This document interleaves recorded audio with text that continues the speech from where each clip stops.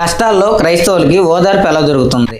మనలో చాలా మంది జీవితాల్లో ఎన్నో కష్టాలు ఎదుర్కొంటారు. ఆరోగ్య సమస్యలు, ఆర్థిక ఇబ్బందులు, కుటుంబ విభేదాలు, ఒంటరితనం ఇవన్నీ మన విశ్వాసానికి పరీక్షిస్తాయి. అయితే దేవుని వాగ్దానాలు మనకు ఓదార్పునిస్తాయి. ఈ వీడియోలో కష్టాల్లో క్రైస్తవులకి దేవుని వాక్యం ఎలా ఓదార్పిస్తుందో తెలుసుకుందాం. దేవుడు మనతో ఉన్నాడు. కష్టాల్లో ఉన్నప్పుడు మనం ఒంటరిగా అనిపించుకోవచ్చు, కానీ దేవుడు మనల్ని వదిలిపెట్టడు.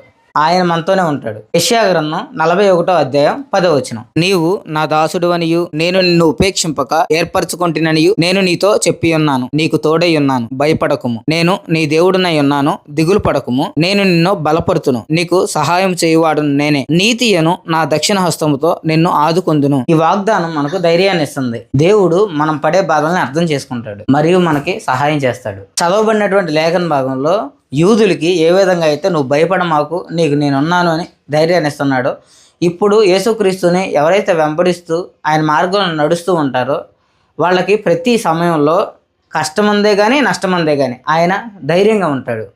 ఆయనే మనకి సహాయం చేస్తాడు. మనం బలహీనులమైతే దేవుడు బలాన్ని ఇస్తాడు. మన బలహీనతల్లోనే దేవుడు బలం బలపడుతుంది. 2 కొరింథీయులకు రాసిన పత్రిక 12వ అధ్యాయం 9వ వచనం. అందుకు నా కృప నీకు చాలును, బలహీనతల యందు నా శక్తి పరిపూర్ణమగుచున్నదని ఆయన నాతో చెప్పెను. కాగా క్రీస్తు శక్తి నా మీద నిలిచియుండు నిమిత్తము విశేషముగా నా బలహీనతల యందు బహు సంతోషముగా అతిశయపడుదును. దేవుని కృప మన జీవితాల్లో పనిచేస్తుంది. మనం బలహీనులమైన ఆయన మనకు అవసరమైన బలాన్ని అందిస్తాడు. మనం ప్రార్థన ద్వారానే శాంతి పొందగలం. ఫిలిప్పీయులకు రాసిన పత్రిక 4వ అధ్యాయం 6వ వచనం నుంచి 7వ వచనం వరకు సందర్భం చదువుకున్నాం. దేనిని గూర్చియు చింతపడకుడి గాని ప్రతి విషయంలోనూ ప్రార్థన విజ్ఞాపనల చేత కృతజ్ఞతాపూర్వకంగా మీ విన్నపములను దేవునికి తెలియజేయుడి.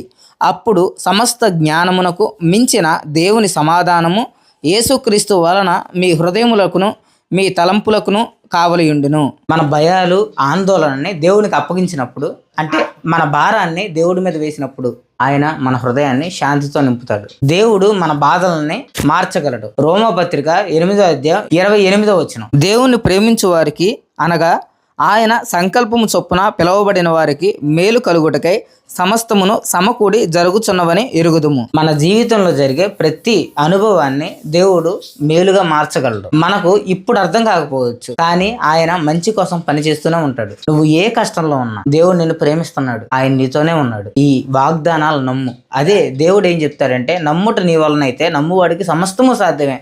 కానీ మనం విశ్వాసం ఉంచుకోకుండా బలహీన పడుతూ ఉంటాం. కానీ దేవుడు ఏం చెప్పాడంటే, మీరు నమ్మండి, నా బలాన్ని చూస్తారు అని చెప్పాడు. మీరు నమ్మండి, ప్రార్థన చేయి. నువ్వు ప్రార్థన చేయటం వలన దేవుడు నీకు ప్రార్థనలో ఉన్న శక్తిని అనుగ్రహిస్తాడు. పాపాన్ని చూసి పరిగెట్టే కాళ్ళు ఇస్తాడు. యోసేపు పరిగెట్టాడు, పరిగెట్టినందుకు ప్రధానమంత్రి అయ్యాడు. యోబు పోరాడాడు, తనకు వచ్చినటువంటి శోధన గెలిచాడు, రెండింతలుగా పొందుకున్నాడు. అంటే దేవుడు ఇచ్చినటువంటి శోధన భరించి ఎవరైతే నీతిగా న్యాయంగా నిలబడతారో, దేవుడు మార్గంలో ఉంటాడో వాడు 100 రెట్లు పొందుకుంటాడని వాక్యం చెప్తుంది. కాబట్టి పాపాన్ని చూసి పారిపోండి, అలవాటు పడిపోమాకండి. దేవుడిని అడగండి, ప్రార్థన చేయండి, ఆయన మీద విశ్వాసం పెట్టు. మీరు ఈ వీడియోని చూసి ఓదార్పు పొందితే మీ ప్రియమైన స్నేహితులతో పంచుకోండి. మరిన్ని ఆశీర్వాదకరమైన వీడియోల కోసం మన ఛానల్ సబ్స్క్రైబ్ చేసుకోండి. దేవుడు మీకు శాంతిని ప్రసాదించునుగాక. ఆమేన్.